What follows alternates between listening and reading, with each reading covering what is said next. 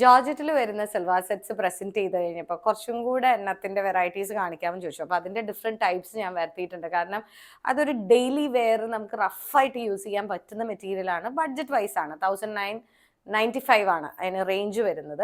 അപ്പൊ അത്യാവശ്യം നമുക്കൊരു പരിപാടിക്കും കൂടെ ഇടാനാണെങ്കിൽ ഒരു മോശമില്ലാത്ത സൽവാർ സെറ്റാണ്. അപ്പൊ അതിന്റെ ഒരു 3 ടൈപ്പ് ഓഫ് മെറ്റീരിയൽസ്, 3 സെറ്റുകളാണ് കാണിക്കുന്നത്.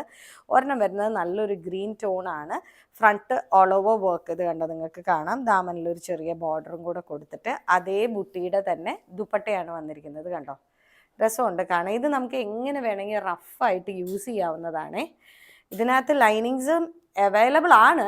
പക്ഷെ ഞാൻ എപ്പോഴും പറയും ലൈനിങ് കുറച്ച് ഷോർട്ട് വരാൻ ചാൻസ് ഉണ്ട്. അപ്പോൾ പാൻസ് വേണമെങ്കിൽ തയ്ച്ചിട്ട് ലൈനിങ് വേറെ എടുക്കുകയായിരിക്കും നല്ലത്.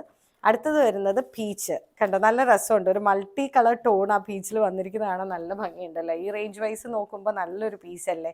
ത്രെഡ്സ് എല്ലാം കൂടെ മിക്സ് ചെയ്ത് വന്നിട്ട് അതേ സംഭവത്തിൽ തന്നെ ദുപ്പട്ടയും കൂടെ വന്നു കഴിയുമ്പോൾ നോക്കിക്കേ, റഫായിട്ട് യൂസ് ചെയ്യുകയും ചെയ്യാം, ഡെയിലി വെയർ ചെയ്യാനും നല്ലതാണെന്നുള്ളപ്പം ഭംഗിയുള്ള ഒരു പീസ് കേട്ടോ. ഒരു ബ്ലഷ് പിങ്ക് ടോണാണ്.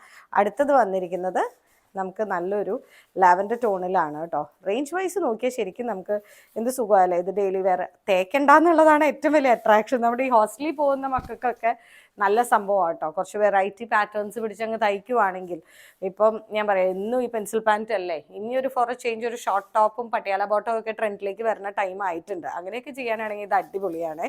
ലെങ്ത് കുറച്ച് പിള്ളേർ സെറ്റ് പതുക്കെ ഇനി അതിലേക്ക് മാറി തുടങ്ങാനാണ് ചാൻസസ് കൂടുതൽ. അപ്പോൾ റേഞ്ച് വൈസ് നോക്കിയിട്ടുണ്ടെങ്കിൽ 3 നല്ല അടിപൊളി പീസുകളാണ്.